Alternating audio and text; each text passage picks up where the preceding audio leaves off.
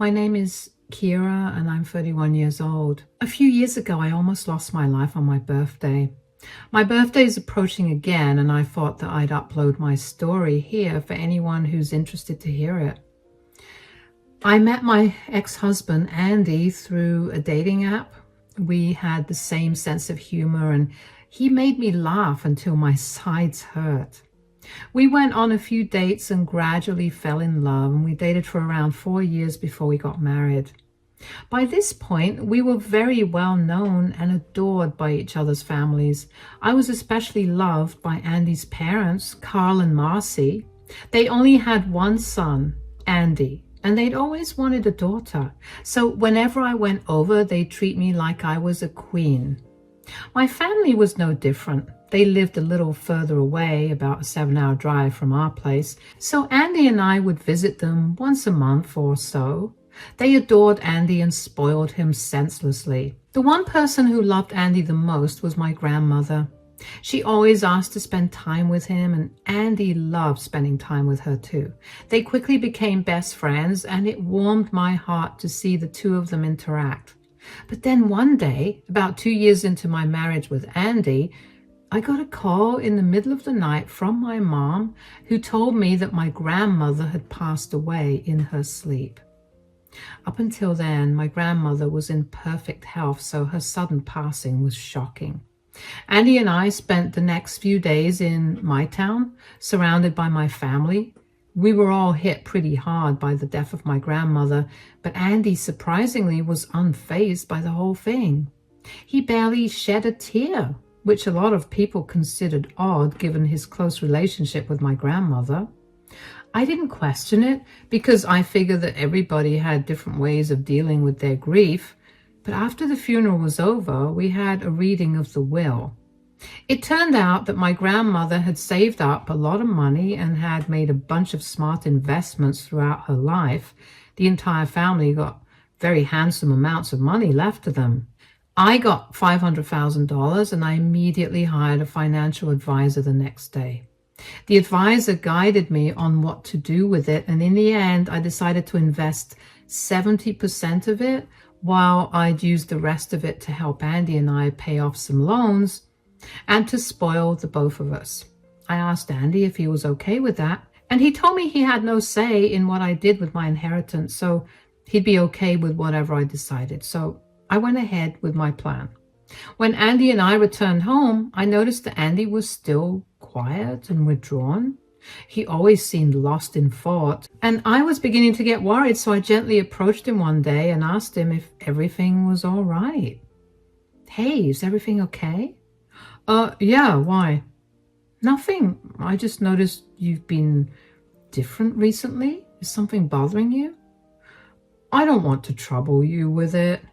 Come on, I'm your wife. You're supposed to trouble me. That's part of the job description of a husband. This isn't something that's fun or lighthearted, which is why I don't want to talk about it. Just talk to me about it, and if I don't like it, I'll ask you to stop, okay? Fine. Do you ever wonder when you'll die? You were right. This is dark. I told you. That's enough. No. I was just making an observation, but yeah, I do think about it from time to time. Isn't it scary that you could die at any point? I can't imagine losing you. It is scary to think about, but we're usually very careful. Besides, whatever's meant to happen will happen, and there's nothing much we can do about it. Is this about my grandmother passing away? Yeah, it's just that death freaks me out. I don't like knowing that one day I'll never wake up. That's a very valid worry, but I guess that's just more motivation to live every day the best we can. I guess. Do you think we should get our wills made? What? Yeah, I mean, if one of us suddenly passes away, we need to have our wills in place. Oh, you're being serious. My grandma's death really freaked you out, huh? Big time. But I was doing some research and realized that it would be best for us to make our wills way ahead of time. It's a great way to take care of your partner in case one of us passes away suddenly. Will doing that make you feel better? Yeah. But if you don't want to do it, we don't have to. No, we'll do it. But why don't we put that thought aside for a bit? Sure. Do you think that we could get it done next week? We'll see about it, darling. I need a definite answer so I can get things arranged for us. Whoa, okay, we can get it done next week. Calm down a little for me, please. Sorry. I just want this done so I can feel better. I'm a little too on edge about this whole thing. I get it. But for today, let's try to put it out of our minds, okay? Yeah, okay. It was kind of cute to see Andy all worked up about the concept of death at that time. I wasn't scared of it, nor did the topic plague my mind. I barely thought of it, but it made me feel nice that Andy thought of things like that and made the effort to find out the best things to do to ensure that his wife was well taken care of in case he lost his life. Of course, I didn't know the truth until much later, but I'll get back to this later. The next week was spent drafting our wills. Initially, I decided that I'd want to leave something for my parents, especially since I'd received such a large inheritance from my grandmother. But Andy was very much against that. I tried to compromise with him. I told him he could have 60% of my assets while my parents could get the remaining 40%. But Andy would not have it. I tried to fight him on it. But Andy refused to budge. He kept insisting that I leave everything to him. I felt very uneasy about the whole thing. I don't know how exactly to explain how I felt, but I felt like there was something very wrong. Andy had a crazed look in his eyes when he insisted that I leave everything I owned to him. I ended up doing what he wanted anyway because I figured that he was acting that way only because he was still freaked out about death. After we were done with our wills, it was like a switch had flipped in Andy and he was back to being his usual bubbly self. It was a little disconcerting to see him switch so fast from being moody and melancholic to bubbly and energetic. But I was just glad that he was no longer sad. Our lives resumed and returned to what they had been before, and then my birthday approached.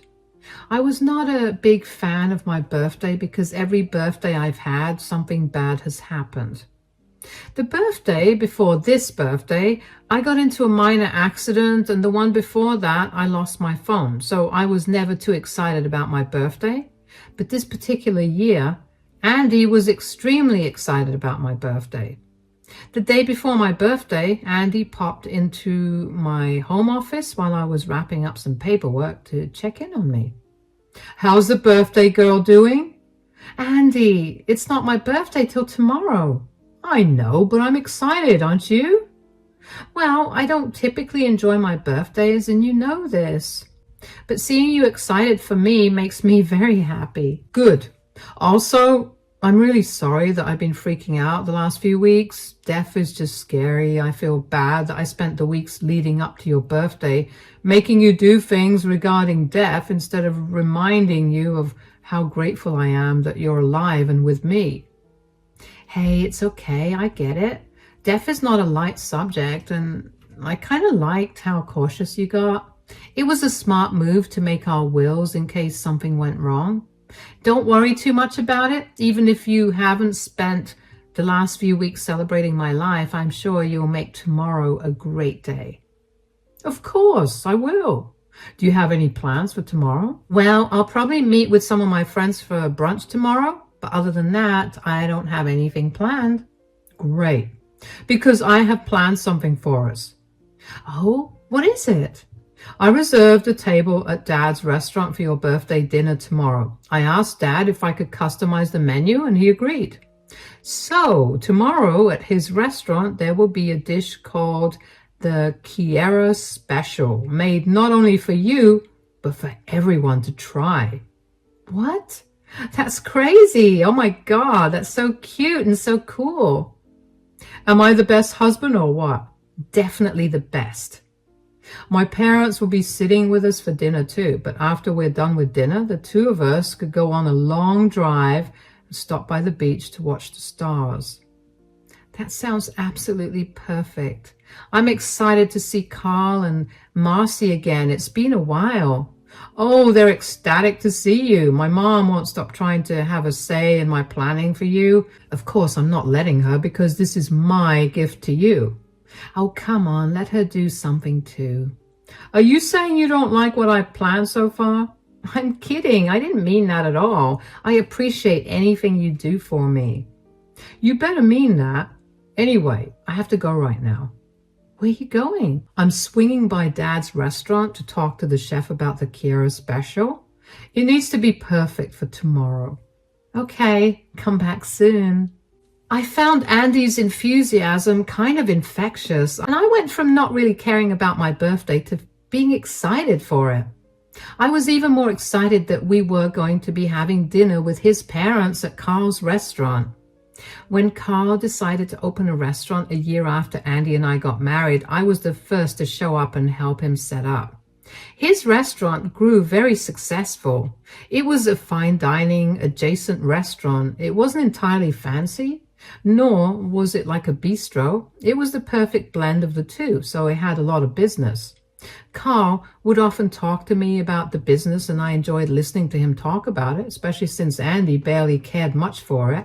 He was just happy that his father was happy. I was excited to spend my birthday at his restaurant because the food there was genuinely good, and I loved being able to support him on that day. The next day, Andy spoiled me with a lot of gifts and coffee from my favorite coffee shop. He had a bath ready for me and made it all romantic. He dropped me off at the place my friends were meeting me for brunch and then picked me up with flowers in hand. We got ready together for dinner, and when we got there, Marcy was already seated at our table. She greeted us and wished me a happy birthday before Carl came towards us and loudly wished me a happy birthday. Happy birthday, Kiera, sweetie. How's the birthday girl doing? Thank you so much, Carl. I'm doing great. I'm excited for dinner. I can't wait to see what you've prepared for me. Oh yeah, the chef wanted to meet you and wish you a happy birthday.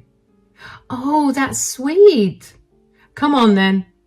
You could also see how the kitchen works. You were asking me about it the other day, so let's go. Come back soon.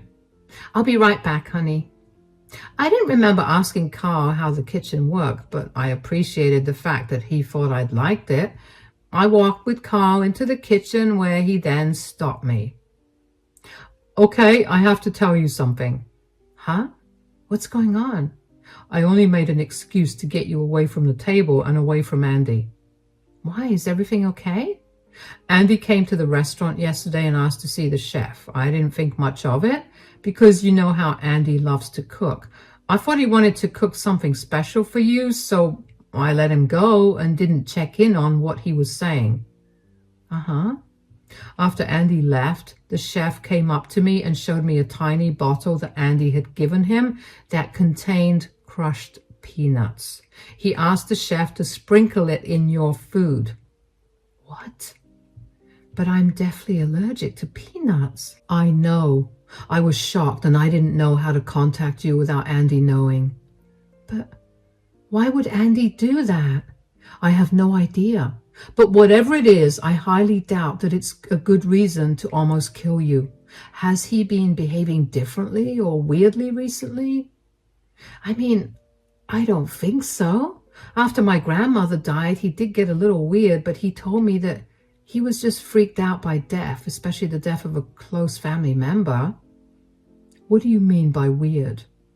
Like, he rushed us to get our wills done because he was scared that we would die at any time. Did you by chance inherit any money from your grandmother? Yeah, I inherited a little more than $500,000. And who did you leave as your inheritor in your will? Andy, and he was weirdly adamant about it being him. Bingo. I think he wants your money. That's crazy. Why would he want it? What have you done with the money since you got it? I invested most of it in stocks and the rest I put aside to buy myself some things that I've always wanted. I also spent some of it on Andy, so I don't see why he'd want the money. I don't know why he wants the money, but I bet there's something deeper here. Just try to pretend like you have no idea about what I said. I made sure the chef doesn't put anything in your food, so you don't have to worry about it. We'll catch Andy and find out what exactly he wants." I was beyond confused about what was going on. I couldn't fathom Andy doing something like that. He just spent the whole day pampering me. Why would he try to hurt me like that? But he had gone out to meet with the chef the previous day, and this was the first birthday of mine that he'd been so affectionate and caring. I also didn't see any reason for Carl to lie to me or make up something so crazy. When our food came out, I tried to take a picture of the food to post on my social media, but Andy kept insisting that I take a bite of the food. I tried to laugh it off and told him that I wanted to take a pretty picture so that I could promote Carl's restaurant too. But Andy got weirdly aggressive about me not eating. I looked at Carl and he looked just as concerned as I was, so I decided to follow along with Carl's plan. I took a bite of the food, which, by the way, was delicious, but after a few seconds, I pretended to have an allergic reaction. I started coughing and looking panicked. Andy looked almost manic, but Marcy was the first to be concerned for me. "Sweetie, what's wrong? Are you okay?" I don't know what's happening. My throat feels like it's closing up." "What?" "Andy, could you take my EpiPen out of my bag?" "Sure, it's not here." "What? It's not here? Oh my God." "What's going on?" "I think there were peanuts in the food." "What?" "Impossible. I specifically made sure that none of your food had peanuts in it." "Who cares? Right now, Kiara needs her EpiPen and then she needs to go to the hospital. Call 911. I'll go back home to get the EpiPen." "Forget 911. I'll rush her to the hospital. The ambulance will take some time to come anyway. Come on, Kiara, let's go." Andy had left and Carl and I got in Carl's car. We drove around the block and waited until we were sure that Andy had left. I couldn't understand why Andy thought that finding my EpiPen was more important than accompanying me to the hospital, but I tried to justify it with him being too panicked to think straight. Carl and I returned to the restaurant in time to see Marcy angrily marching towards the kitchen to yell at the chef. We stopped her in time and she was shocked to see us there. "Carl, what are you doing here? Is Kiara okay? Why aren't you at the hospital?" "Kiara's fine." "I'm here. I didn't actually have an allergic reaction to anything." "What? Why would you fake an anaphylactic allergic reaction? That's messed up, Kiara." "Calm down, darling. We needed to test something out." "You were in on her little act?" "I told her to do that. Yesterday, Andy handed the chef a vial of crushed peanuts to put in Kiara's food." "What? Why would he do that?" "That's what we wanted to test. His reaction seemed normal so far, so I wonder what he could have possibly wanted. Kiara and I thought that he was probably after her inheritance." "That's crazy. Why would Andy need Kiara's inheritance? And even if he did, couldn't he have just asked her?" "Yeah, that's what I was thinking too, because if he'd asked me, I would have readily given it to him. But he had been acting weirdly since my grandmother passed away, and that's why it's the only thing Carl and I could think of."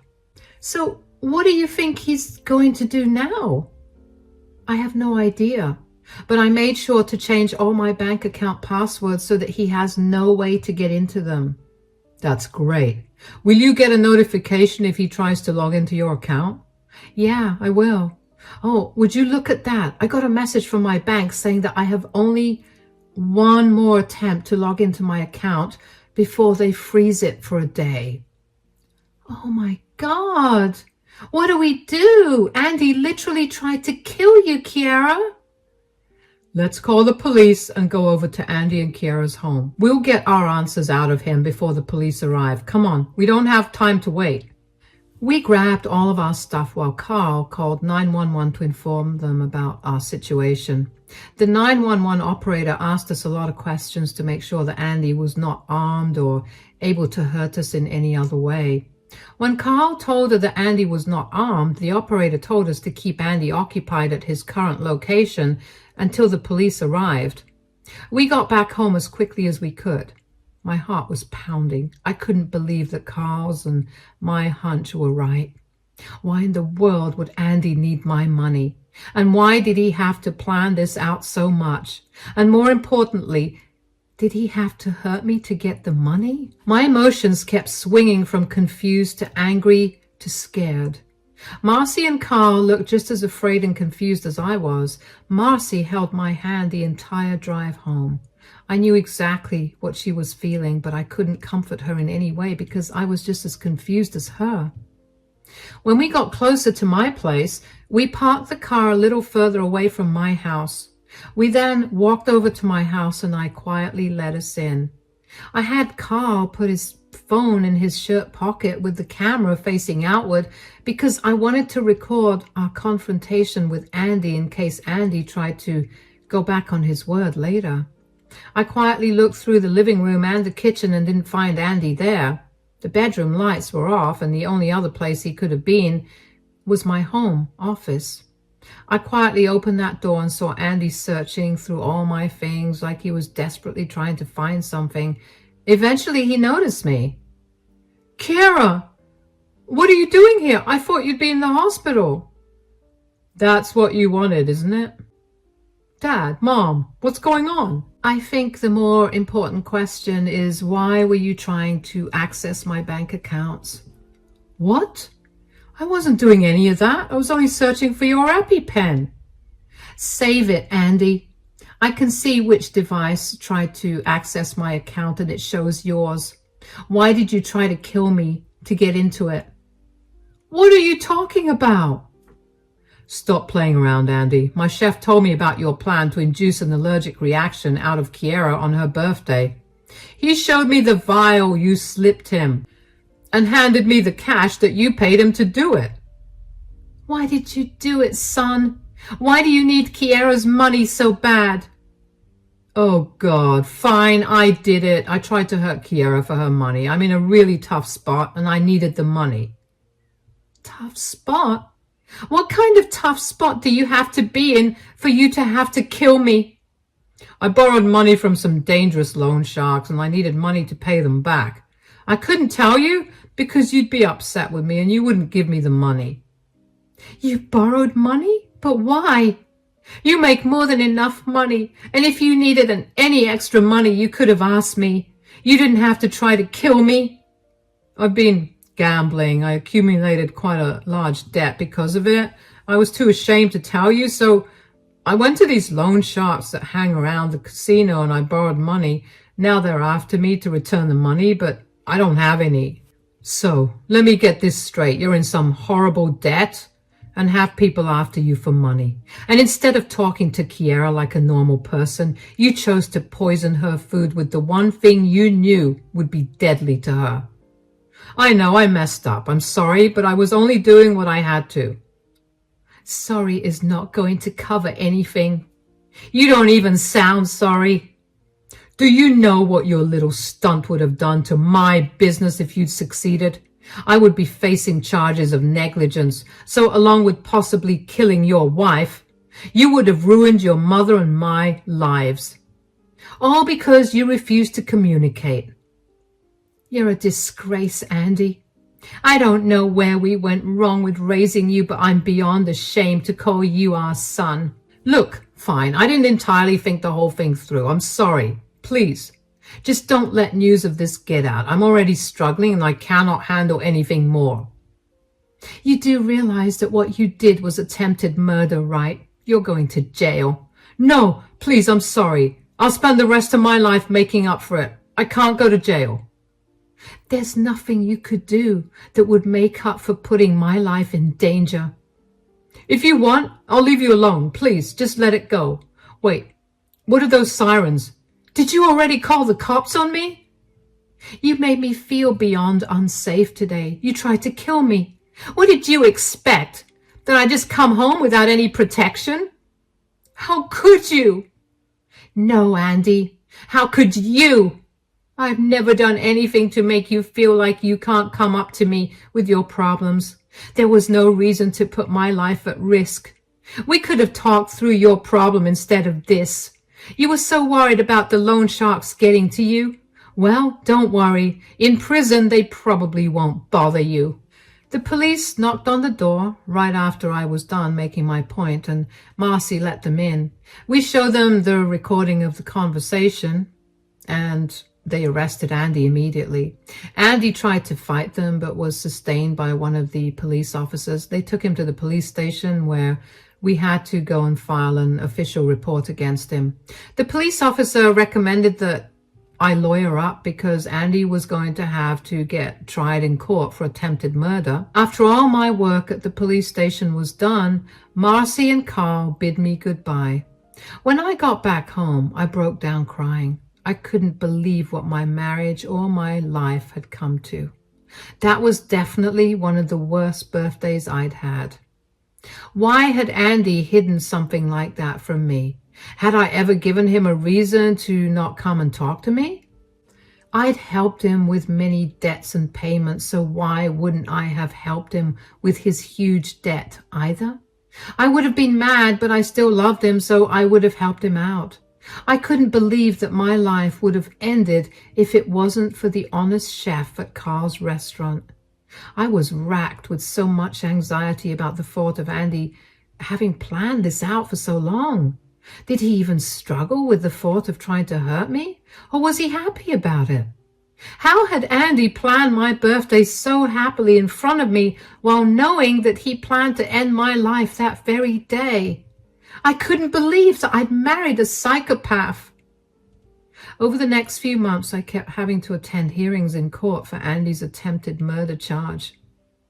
Andy's lawyers tried to say that Andy never tried to kill me. He just planned to hurt me a little. They knew they couldn't take away the charge against him, but they could reduce it. But I had enough evidence to show that Andy had been meticulous about the consumption and use of peanuts in our house. He knew that even the smallest amount would have been fatal to me. The chef from Carl's restaurant also testified against Andy and confirmed that Andy was adamant about the chef sprinkling the peanut powder all over my food. After a lot of cross-questioning, Andy finally confessed to his attempted murder of me, and he was sentenced to 30 years in prison. I was relieved to know that Andy was going to suffer for what he tried to do to me. He could not hurt me again. I filed for a divorce immediately after that. It was tough to get that done too, but when the divorce was finalized, I felt like a free woman again. The last thing I did was edit my will. Knowing why Andy had made me write a will in the first place was scary, but I would not let him get everything I worked so hard for if something did happen to me. Carl and Marcy had actually been amazing to me during the whole trial process, and the three of us ended up becoming really close with each other through the thing. We were devastated that Andy was no longer going to be a part of our lives, but we knew that it was for the better that this was the case. All of us made sure that none of us were on Andy's calling list for prison because we wanted nothing to do with him. So I haven't heard anything from or about him. Honestly, I wouldn't have it any other way. In a way, I guess Andy did end up teaching me to actually enjoy every single day that I'm alive. I've been going out a lot more recently, and I've been spending as much time as I can with my friends and family. Every once in a while, I'm hit with a wave of sadness because of how much I miss Andy. But that quickly goes away when I remember what he tried to do to me. I'm glad I'm happier now, and I'm safe. I can't wait to see what more life has to offer me. And you better believe I'm going to get through every problem and experience life throws at me.